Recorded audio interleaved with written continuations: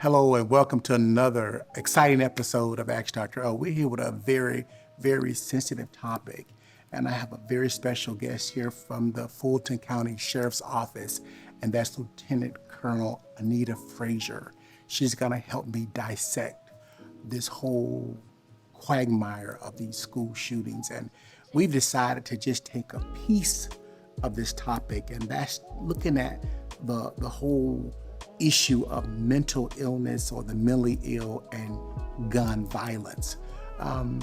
It's somewhat of a difficult topic, and we were just, Lieutenant Colonel and I were talking about just looking at some of the data.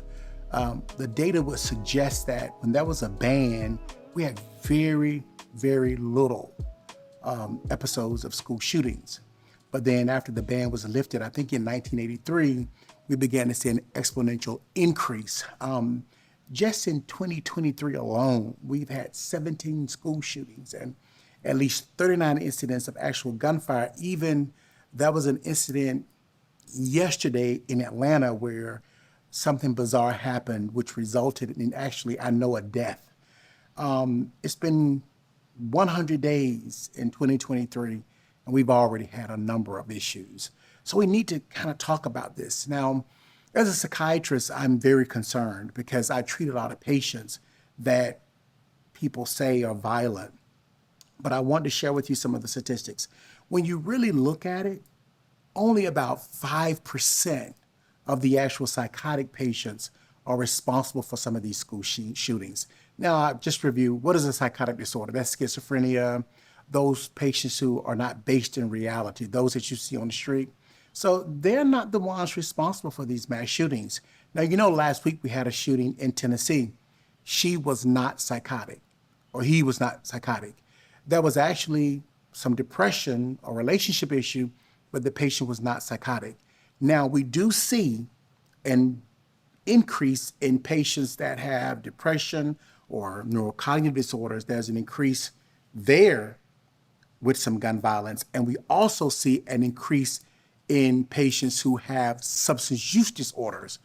But I need Lieutenant Colonel to help me out in just this whole phenomena.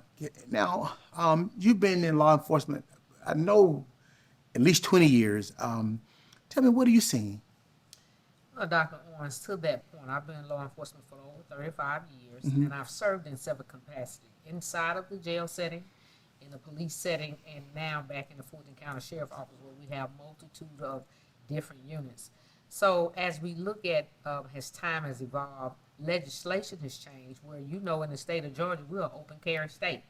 And so which means I don't have the right as a law enforcement officer to really question you when you're carrying a gun because we're an open carry state. But however, there are certain facets to that particular law.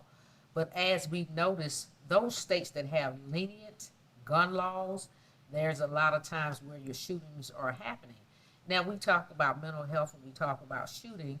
We've had kids lately that have gotten into their guns, parents' guns. We just had two parents that were charged in another state because their son took their gun into school and he shot up some of his classmates.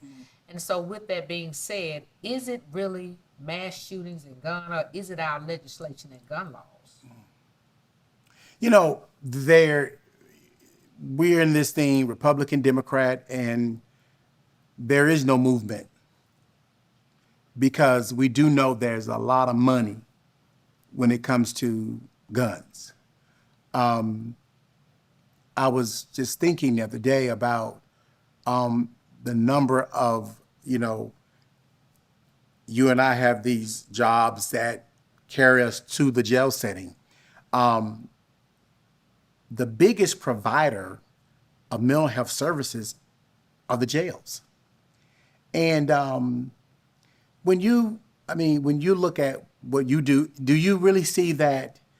Is there actually a validated correlation between those that we're seeing that are mass shooters and actual mental illness? Have they validated that data anywhere? Have you seen that? No, it's not a validated correlation. Of course, we both talked about the state of Columbia University. So that number was very minimum. people get into rages because of there is trauma that has taken place in their lives, whatever they're going to at this particular time. Let's talk about the shooting in Nashville. Okay. That was a female mass shooter who was in a bad breakup in a relationship. And previous to that, before she began shooting, she texted a good friend of hers and said that she was not in a good place. She was going to commit suicide. So there was sign, and that friend began to communicate with her and say, hey, you don't have to do this. But then as we later found out, she was in a poor relationship with another young lady that caused her some stress. And so we have to make sure that at every level, whatever relationship you're in, that we are paying attention to the signs. That could her friend notice something different, but she was in a fit of rage. Yeah. And so she could not handle the traumas of life, and she took it upon herself to take 6 people's lives, 3 children and 3 adults. And so, you know, what do you do in that moment? And so then the question begins to come up in the media. Is it mental health? What was she going through? Could we, shoulda? Could we, woulda, coulda, shoulda? What did law enforcement do? Well, the officers that responded did their job. And a lot of times when you respond to those particular calls and that person see you, they realize, oh my God, I've lost it. I'm coming out of my rage. Now, just kill me. And so we term that as suicide by cop. And you know what? When we as psychiatrists, we do see that there are a number of patients, as just like the shooter that we're referring to, they contemplate suicide by cop. And I am a forensic psychiatrist, and I was just thinking, this particular perpetrator, I believe that was in the back of her mind, suicide by cop. So there are a number of mass shooters that actually program themselves. She actually had a manifest. So there are people that actually think through the process, and they know what's going to happen or what is the actual outcome of their behaviors. So when we think about this whole process, a number of the patients are not psychotic as we would think, mentally ill, but there may be some other issues that are there. So yeah, when we talk about mental illness, we have to think at the different levels or the different diagnoses, which would be something that we need to consider. You are, I think, the division chief of training. Yes.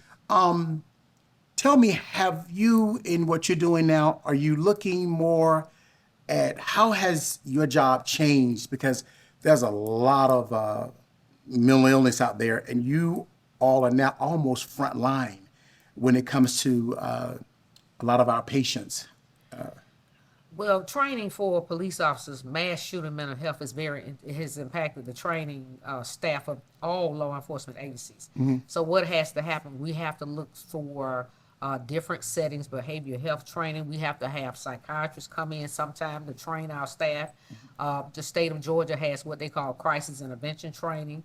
The class is offered by the state, but it fills up so rapidly. So then departments have to substitute that with mental health first aid. How do we respond to someone that may be in schizophrenia? How do we know to recognize the signs? So we have to bring in trained psychiatrists, trained nurses, practitioners to teach the officers those particular things. As it relates to mass shooting, when we're training mass shooting, the training has evolved so much over the years.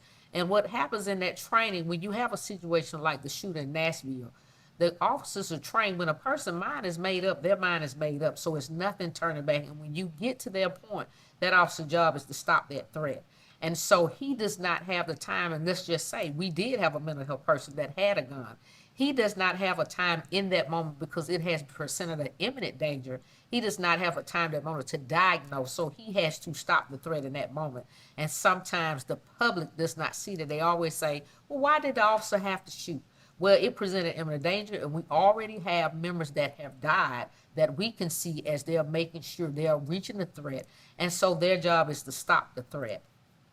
And I think about, even as psychiatrists, we look at dangerousness to others and dangerousness to self. And I think about Texas, and I think about Tennessee. I think about Texas, and I think about Tennessee. And the delay and the response of law enforcement in Texas led to a much greater number of fatalities than even in Tennessee. And I think that what you're saying becomes very pivotal as it relates to the response time of law enforcement. And the job was great that took place on Monday, because I don't think that can be any delay, because we don't know the guilty mind, or the mind, the mind of a mass shooter. Nobody really knows just what next, or the steps. Absolutely. And we have to be sure that the public is safe. But I tell you, we want to say thank you for all that you do. But before we go, what would be some take-home points that I think all of us now, we're afraid to go to the mall. Some of the kids are afraid to go to school, and we're even afraid to go to church. So if you could give us some take-home points, what would they be? I think for take-home points for anyone, any member, if you're out in the mall, if you're at church, is always pay attention to your surroundings. If you're a part of a church, always ask, what's the emergency evacuation plan? Every church, every mall should have emergency evacuation plan, and always look for the exit. I use my sons as an example. We had a discussion about, well, Mom, what happens? Because at one point they were locking kids in the classroom. And I simply told my kids, I said, it's one thing to be locked in the classroom and know that you're safe. It's another thing to be locked in the classroom and you're not safe. So what I instructed them to do is to always listen for the sound. If it's close to you, then you have to stay put. But if it's not, you look for the nearest exit, you take your friends, and you run out of the building. But to that point, they don't know their dynamics even in the school. And so they have to make sure, all schools have to make sure they are practicing drills. You know, back in the day we was in school, we only had tornado drills. Right. So now in the state of California, I remember having a girlfriend telling me, she said, we had drills for drive-by shooting. So now time is evolving, so we have to have safety plans in place. We have to have not only drills for tornadoes, but we have to have drills for active shooting to make sure our communities are prepared in schools and churches and even in the malls. Yeah. I want to thank Lieutenant Colonel Frazier, happens to be my cousin, for coming to spend this time with us. And one take-home point is she's talking about emergency preparedness for churches, even for your home, what to do when this type of activity really happens. It is now a new world that we live in. And we oftentimes talk about a healthy mind and a healthy body, but today we're talking about being in a safe place. It's a new world. Mass shootings, tragedies have become commonplace.